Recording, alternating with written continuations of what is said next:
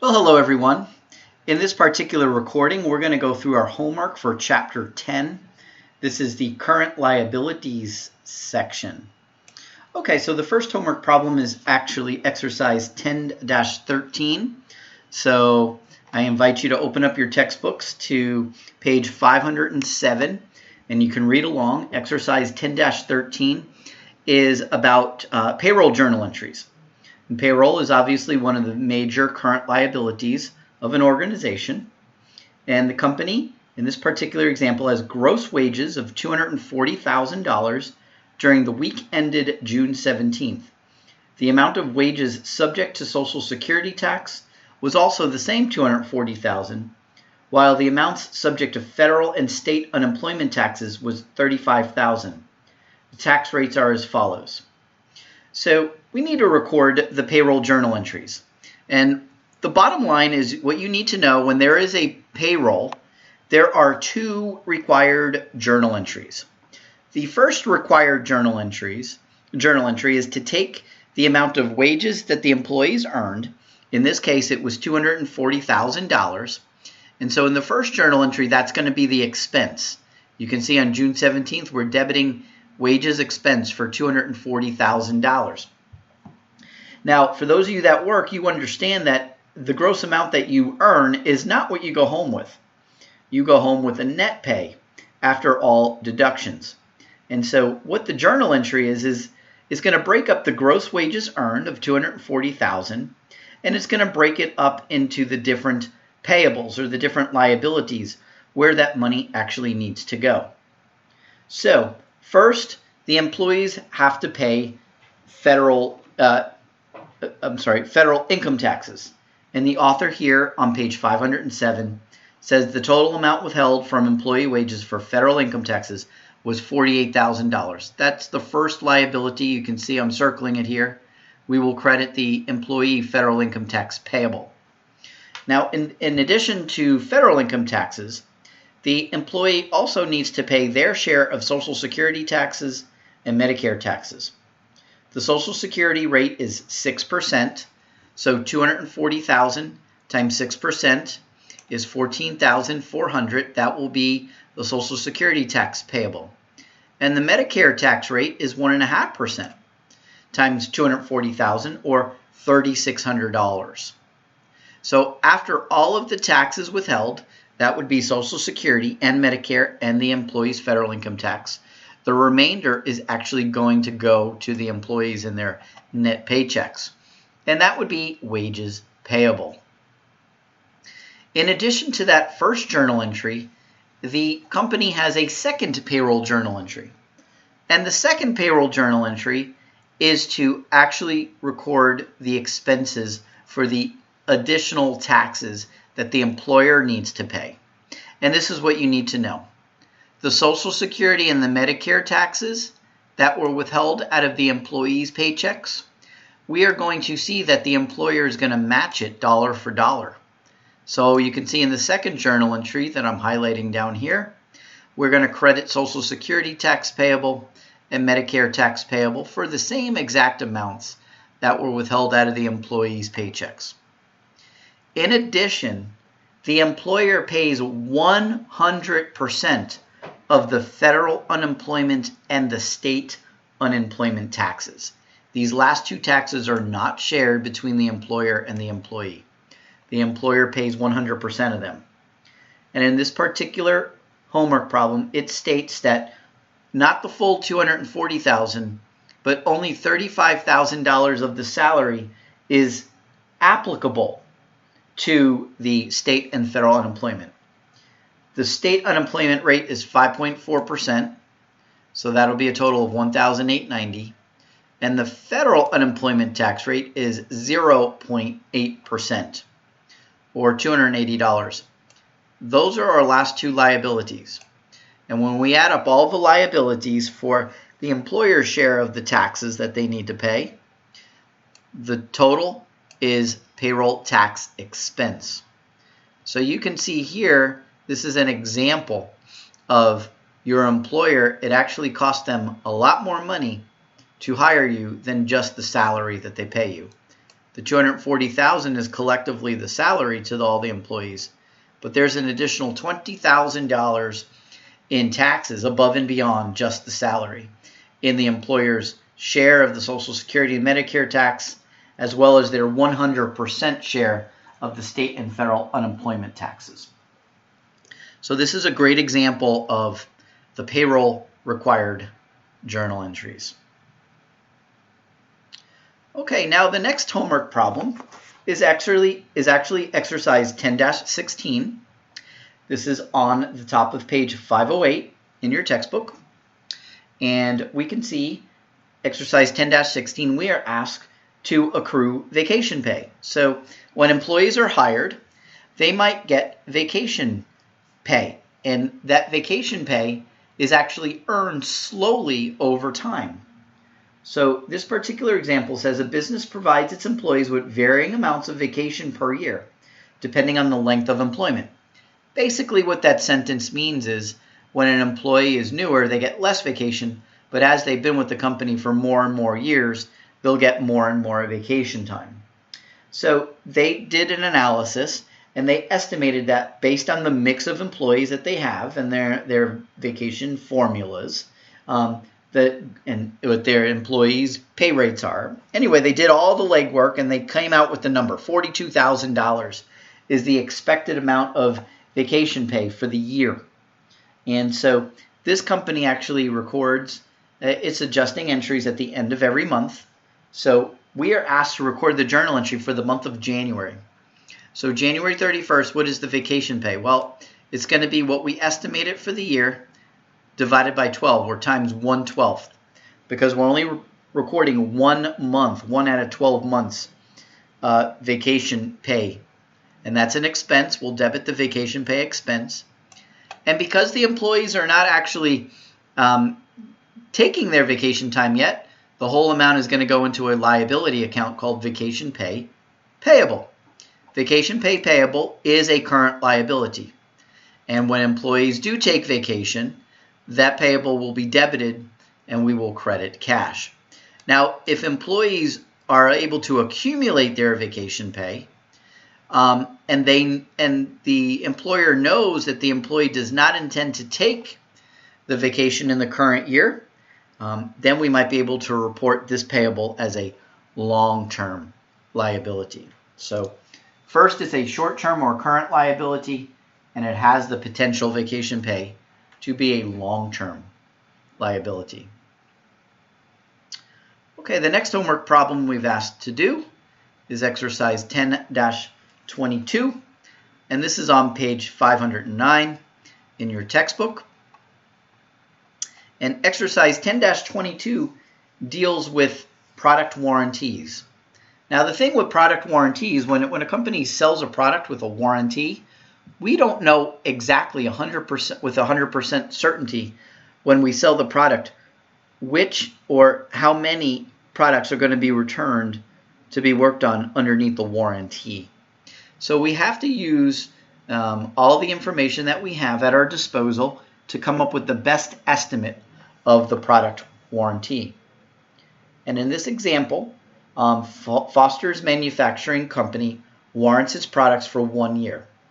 And based on their historical data, the best they can come up with is the estimated product warranty is approximately 3% of sales. So if there was sales of $1.1 million for the year, I'm sorry, for January, because we're only doing 1 month. January sales are 1.1 million.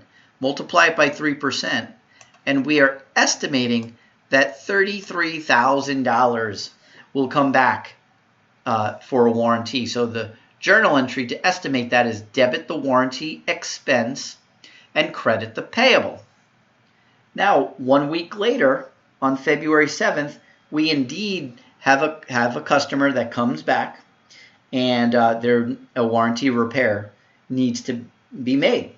And the repair consists of $175 in parts and $80 in labor.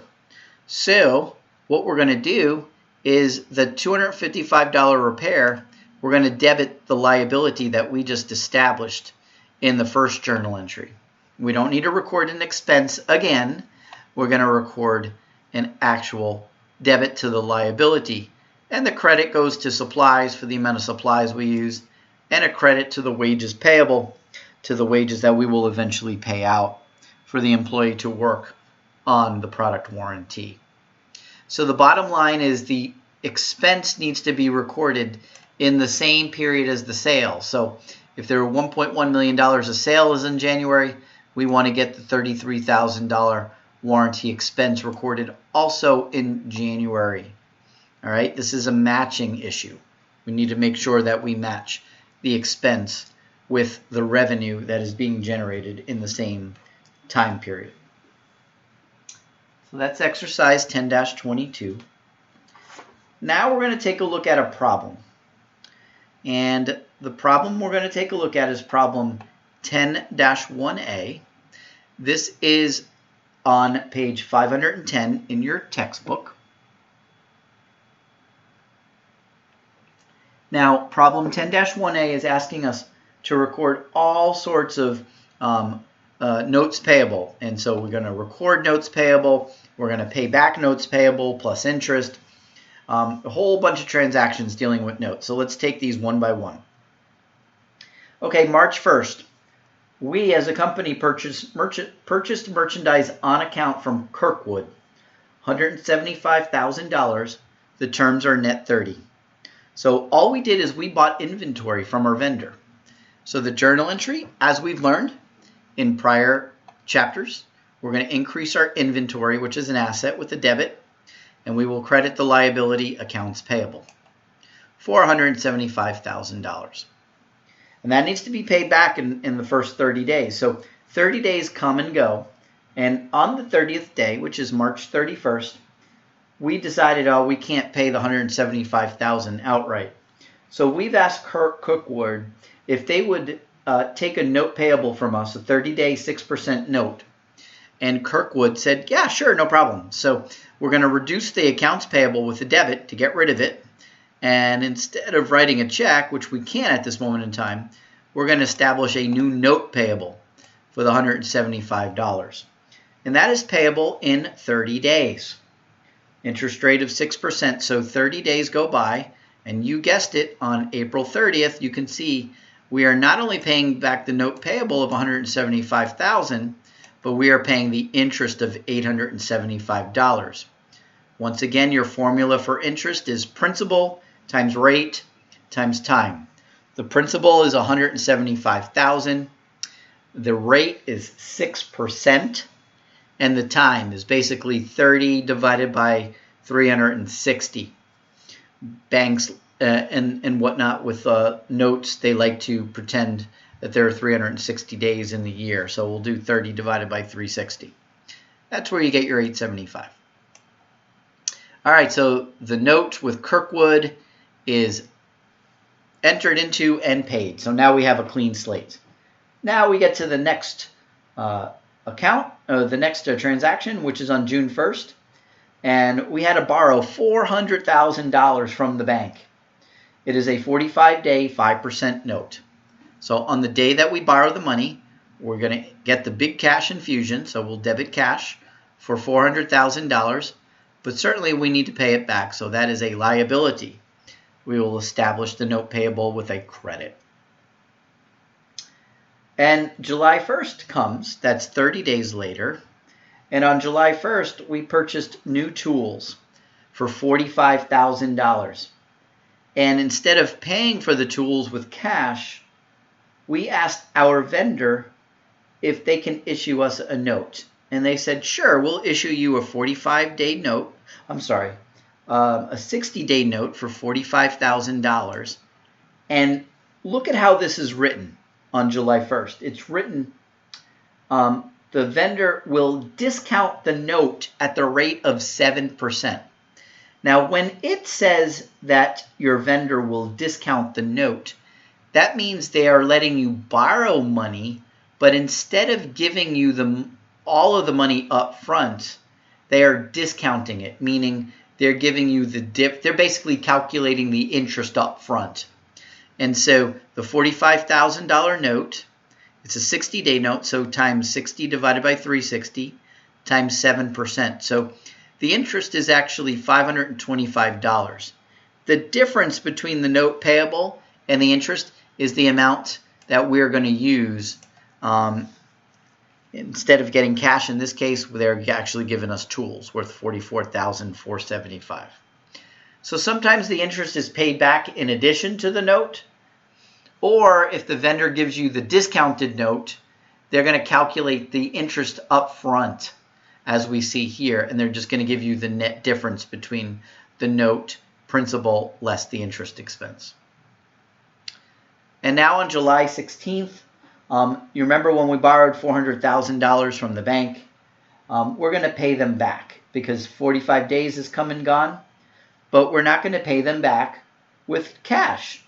It says we paid only the 45 days of interest, and so that is $400,000 times the 5% interest rate times the time, which is 45 divided by 360.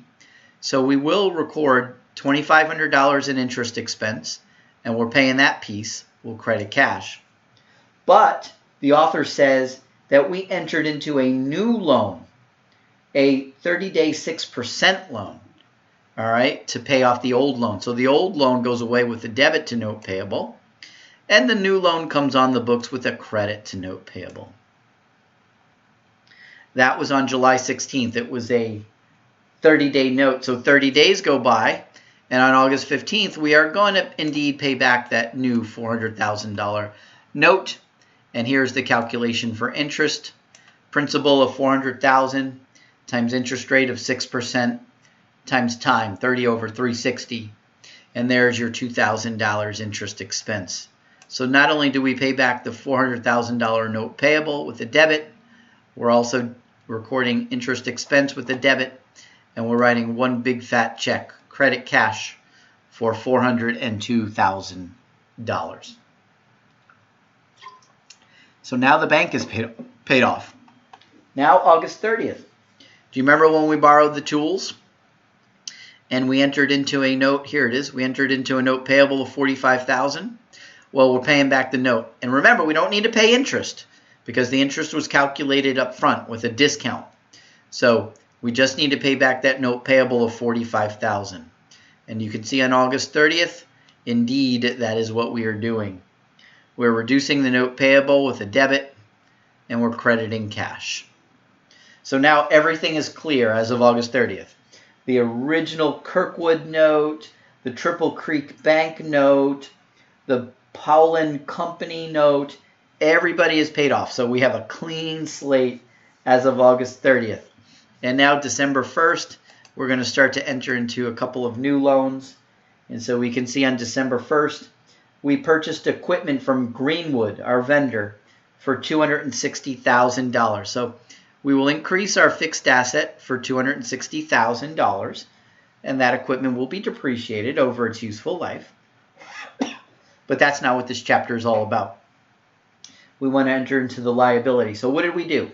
We paid $40,000 cash, so we'll credit cash for $40,000. The remainder we borrowed, so we will credit note payable. And how is that $220,000 going to be paid back? Well, we issued a series of 10 9% notes for $22,000 each.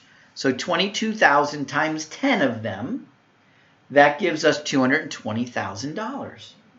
And we will certainly pay them back every 30 days intervals. So the first one will be paid back at the end of December. December 22nd, we settled a product liability lawsuit with a customer for $50,000 that's payable in January. Well, because it was settled in December, we need to actually record the loss on the lawsuit in December, even though it's not payable until January. So at this moment in time, it is a liability, litigation claims, payable, something like that. And last but not least, December 31st, the first $22,000 note. Remember, from December 1st, we have 10 notes of $22,000 each. So on December 31st, we're going to pay back the first one of $22,000. We will debit note payable. and we have to pay interest as well. Here's the interest formula: principal of $22,000 times the interest rate of 9% times the time, which is 30 over 360, 30 days divided by 360 days. That equates to $165. So we have to credit cash for the note payable of $22,000 plus $165 in interest. And last but not least, the author says to us in Part B that we need to make some accrual entries at the end of the year. And so it states here that the product warranty, we're estimating it to be $80,000. And so remember, we need to record the warranty expense in the same year that we make the sale of the product, which is $80,000, and we will credit the payable. Now, in the future, when customers come in to get a repair based on the warranty, we will debit the warranty payable and credit supplies at that time. In addition, we need to accrue interest on the remaining, let me see, we had $220,000, which is the $260 minus the $40, minus the $22,000 note that we already paid on December 31st, but the remainder needs to be, we need to accrue interest. Remember, that is a 9% times 9% times 30 over 360 for the remainder of the notes, and that comes to $1,485. We will debit the interest expense and credit the interest payable. All right, so those are typical journal entries dealing with your notes payable. And last but definitely not least, this is on the bottom of page 511 in your textbook. This is problem 10-4A, and we are asked to prepare a payroll register. All right, so basically what we're going to do in this particular exercise is we're going to take all of our employees, which you see we have listed over here in the left-hand column, and the total hours that they worked, and figure out what their earnings are. This particular company, if you read problem 10-4A, you can see that the employees that work as sales personnel, they get overtime at 1.5 times the regular rate if they work more than 40 hours per week. So let's take Aaron as an example. We can see the author told us that Aaron worked 46 hours this week. So that means 40 hours he's going to get at his regular rate. And you can see on page 511, Aaron makes $68 per hour. So 40 times 68, that is going to give us his regular rate, regular amount of earnings. The overtime, remember, he worked 6 hours of overtime. Anything above and beyond 40 hours per week is considered overtime.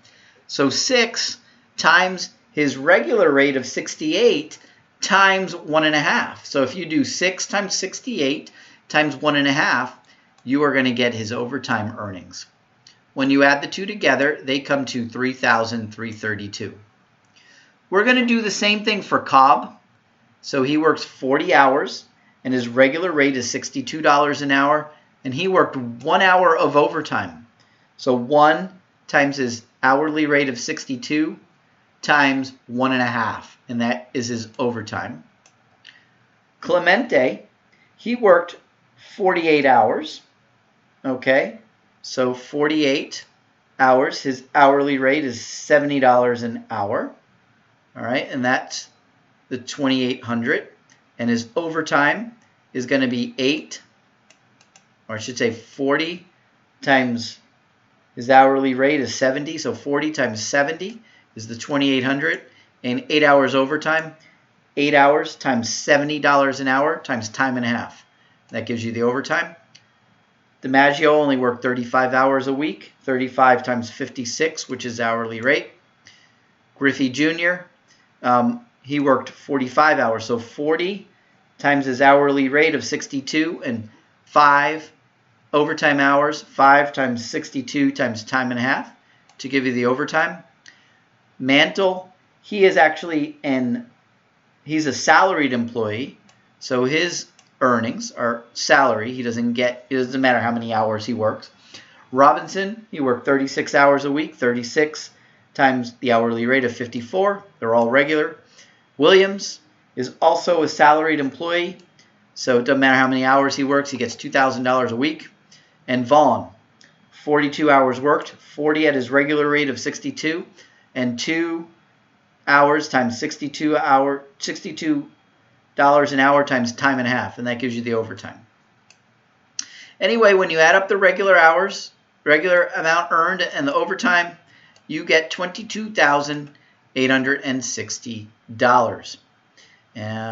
And that is the earnings for the particular period. Okay, now, out of the earnings, we could see the salaried employees is Mantle and Williams. If you add them up, they come to $3,800, and the rest is considered sales salaries. Those are the expenses in the journal entries. Now let's take a look at the deductions. And as we said earlier, when an employee works, we have to deduct Social Security taxes, Medicare taxes, federal income taxes, and in this case, it states here that they have some sort of retirement plan, and so the retirement is all going into U.S. savings bonds, and they're listed here. The author gave us these numbers. So we need to figure out how much of the earnings needs to be for sales tax. For Social Security tax. The Social Security tax rate in this example, as the author tells us on the bottom of page 511, is 6%. So, as an example, Aaron, if we take $3,332, multiply it by 6%, you will get your Social Security tax. If you take your earnings and multiply it by the Medicare rate of 1.5%, we will get the Medicare tax. And the federal income tax withheld, the author gave us all of these numbers, as well as the amount for savings bonds. Well, if we take our gross earnings and subtract out all of our deductions, we get, which total deductions are $1,100. Subtract that from the gross earnings, you get your net pay. Okay? So, journal entry, like I showed you, the sales salaries and the office salaries, we've got them from the earnings category. Now all the payables. Social Security, we look at the bottom, $1,371, that's the payable.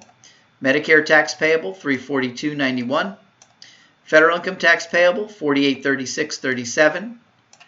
U.S. savings bonds payable, we'll credit the bond deduction payable. And the remainder is the net pay. That is actually what's going to go to the employees as their net paychecks, $15,424.12. And I know the author is not asking for it in this particular example, but there is a second payroll journal entry, as we looked at earlier in this homework problem.